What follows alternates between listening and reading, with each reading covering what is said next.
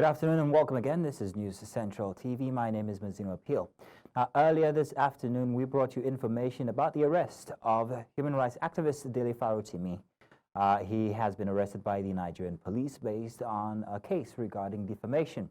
We're now going to be moving on to our News Central correspondent who is currently with Farotimi's lawyer, and that is in person of Igbalani Omoni, who will be questioning and asking and trying to get the details of what's exactly happening with the case. Oni, I'm hoping that you can hear me, and if you could carry on from here and let's know exactly what's happening with this instance. At the office of the representative, the legal representative of Dele Farotimi, most people didn't know he was arrested until another activist, Omoyele Showore, posted on his X account noting that he had been arrested at the Lagos Command Zone 2. And till now, a lot of people have not been able to reach him. News Central reached out to the AIG, of course, and he made mention that he wasn't aware of the arrest, which prompted us coming to see his legal representative to get more information as to what happened. And thankfully, the legal representative was there when he was arrested. I'm here with the managing partner of DF Legal, Mr. Ralph Nwoke. Mr. Ralph, I don't understand that you were there during the arrest. Yes, I was. Backtrack a little bit. There was a time where he had been raising concern. He was summoned based on this defamation case. He appeared at the police station few times. Then I heard at some point as well his guard was arrested, questioned. At some point, what led to this arrest in the first place? Okay, I will be very careful not to speak on a lot of issues because we're presently in court. What I can tell you is that we received an invite from the Zone 2 police station on the 11th of November, and I accompanied him to the Zone 2 police station on the 16th, and he was released on bail on self-recognizance. And we're asked to come back on the 21st, and we went back on the 21st, and after that, we didn't hear anything again from them. They asked us, but there were a lot of things that happened. His associates arrested and abducted in some cases. I know that Mr. Farotimi had a press conference yesterday. I was at the press conference, and I know he spoke on the 21st of November, and all the calls and the arrest of his of a security guard at a store where he has interest in on last week Friday. So he spoke on all those issues, and I want to be very careful not to go into more details. I'm also told that there is a publication on the there are publications on his social media handles where he clearly stated some of these events. And to know a little bit more, I do hear the Ekiti police trying to arrest him, and they are working in collusion with the Zone 2 officers. And at some point as well, they came to Lagos. They were the one trying to arrest him, and all of the things that are ongoing there. Is it that the issue happened in Ekiti State and he reported in Lagos State? Or help us clarify this. We need to understand. So, to the best of my knowledge, Mr. Farotimi hasn't been to Ekiti State in a very long while. And some of the issues that I'm aware that people are complaining about, like I said, we're in court. I don't want to go into a lot of details. The issues that happened here in Lagos, so we're a bit surprised. When the guys who came here today, when they came here, there was no way to identify if they were from Ekiti State Command. They were mufti, but they had jackets that had Rapid Response Squad written, white over black. So there was no way we could identify if they were from the Ekiti State Police Command. We know that men came here wearing jeans and jackets, and they had AK47 and all that, and they refused to identify themselves. They threatened people, they assaulted people, they took away our devices, all our mobile devices were taken away and all that. But a few minutes ago, I was reading online, I think Vanguard newspaper, that I'm not sure if it's one of the news sources online, that the Commissioner of Police of Ekiti State has confirmed that they're actually investigating Mr. Farotimi for defamation and cyber stalking, interestingly. Yeah, so we've seen that online. it might also interest you to know that based on the information he provided to us regarding some of the people who were trying to arresting his associates and some of the information they gave them, we actually did file a suit last week against the Chief Afe Babalola, the Inspector General of Police, and then the Commissioner of Police, Ekiti State. And I wouldn't want to speak so much about that suit because it's already before the court. I understand, because I believe there's a book he wrote, and some comments of those books were extracted, and some of the comments is being alleged to have been charged for defamation. So to be very honest, I haven't seen a petition. Okay. I don't know the content of a petition if there's one. I don't know if there's a charge. I haven't seen one, right? So I know that he wrote a book. I know that he's been very active. He's been active on social media. He's been active on the traditional media and the rest. So I don't know the exact content of these charges. I would be very careful and wait until I see these charges. We are lawyers. When we see those charges, we can deal with it. But what I can speak about is what's happened here today.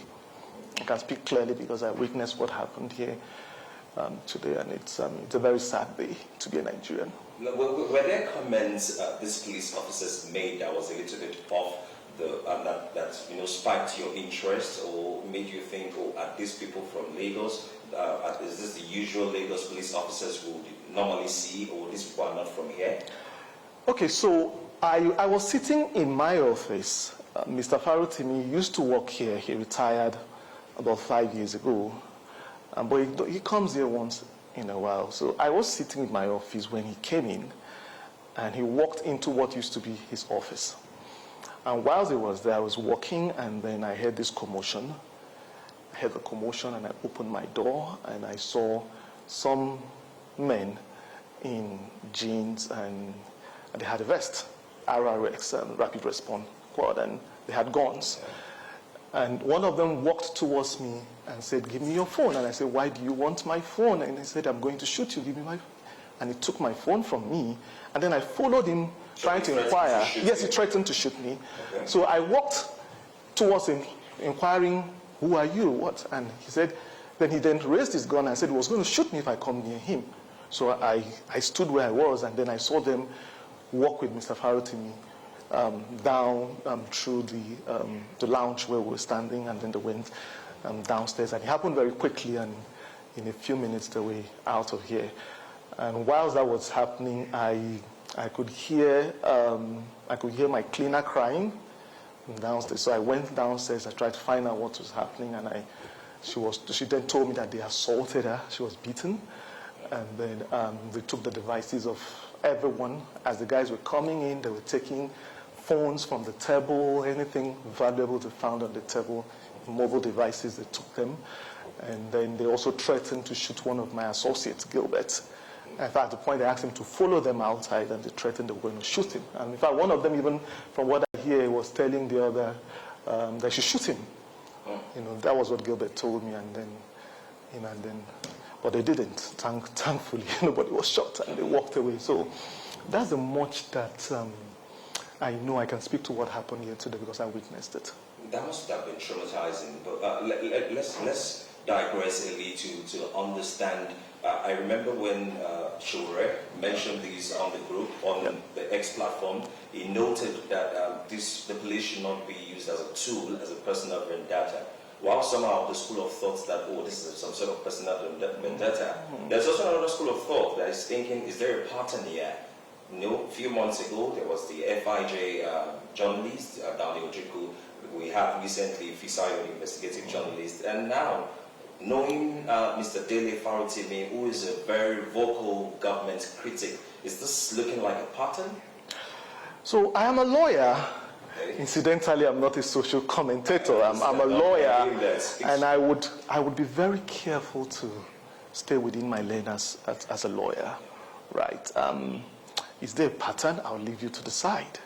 I do have my own opinion, but I'm sitting here as a legal counsel to Mr. Dele Farotimi, and I would rather speak on the law. I've also been asked questions like, is defamation a crime? Can you arrest someone? But I do have my own opinion on these things, and we're in court. And I will be very careful not to speak about what I think of these things. But I will tell you clearly that you are a Nigerian. I'm a Nigerian. We do have rights as Nigerians. And one of the rights you have is the right to freedom of expression, freedom of speech, and the law should protect that. Right. Finally, let me just ask this. Have you been, in any way, been allowed to contact him as you reached out? And also, what will be the next line of action? So, interestingly, when I started this, I believe so much in Nigeria. Let me say this. I believe so much in Nigeria. But today I feel really sad being a Nigerian because in a decent society, things should be done decently. These guys came in and they took all our devices. I have no way of communicating. I don't have any devices. Including your phone? Yes, they took my phone. The guy threatened to shoot me. He threatened to shoot me and took my phone and the devices of all my staff. Every one of my staff members. Every staff member here, their devices were taken. Right? Even up to. And I would understand maybe their concern. Concern was that maybe somebody's recording or anything. But even the cleaner had what you would call the balasa phone. I think that's what they call the button phone. They took it from her. Well, what will you be doing now as a legal representative? Yeah, so we're in court, like I said. We're in court. We filed a fundamental human right application before the Lagos State High Court. We are trying to get further information on what has happened today. I don't have a lot of information. You're telling me that there are things on X. I have not been able to go on X because I don't have my devices. I was able to read the news report I told you on my computer. So I've really not been able to do much because I do social media sparingly, and those social media platforms are on my mobile device, and I don't have that now. So what are we going to be doing next? Yes, we'll pursue the legal angle. We are lawyers, and we believe in the law. We still believe that Nigeria can work. We believe that the court will do the right thing, and we'll follow through with that. I know I said lastly the other time, I'll put Yes. this as my final question. Do you think a case of defamation is alleged, is under the legal perspective, warrants an arrest of an individual? So like I said, I do have my opinion on these things, right? But we're in court, and those are some of the issues that we brought before the court, right? And I would rather not speak about it. I do have my opinion on these things. Let me repeat that again. But let me say this again.